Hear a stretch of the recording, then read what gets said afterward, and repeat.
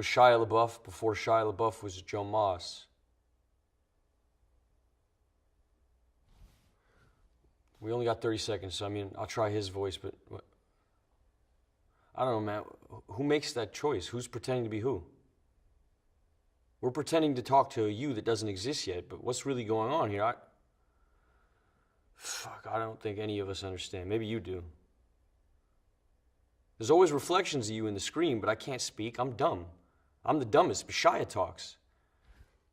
30 seconds, so, all right, pressure, whatever. Hey, Mom, it's really Joe. Bet you never thought this would fucking happen, huh?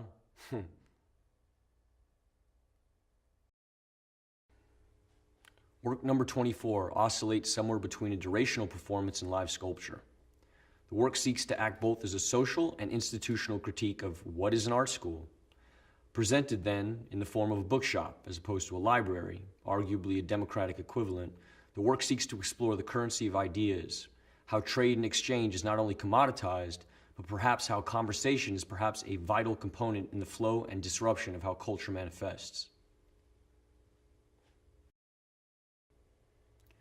My practice revolves around questions of fact and fiction and the blurred line that lies between. I'm interested in how surveillance images can be manipulated and orchestrated in order to create a particular narrative, creating an unreliable narrator. There are 3 parts to the work: footage of a factual space whereby a sequence of events has occurred, a digital drawing of the space, and a strip back stage to its crude, simplest skeletal form, where the sequence of events is reenacted. The stage is a factual representation of a real-life space whereby every property is identical in dimensions. 57,910,000, 108,200,000, 149,600,000, 227,940,000, 778,330,000, 1,429,400,000, 2,970,990,000, 4,504,5,913,520,000. I can't stop looking at my phone and computer. Separate, connected entity making me lose time-space awareness. Where's my phone? I need to make this sunset digital. Stone preserved in binary code till the server breaks and the national grid runs out of gas. I can't find my money. That left the physical sphere long ago. All I see remind me of things online or in a video game. They are so real in the moment. I climbed that mountain with my mind and fingers. My body didn't even get close. All my experiences turned into light and pixels.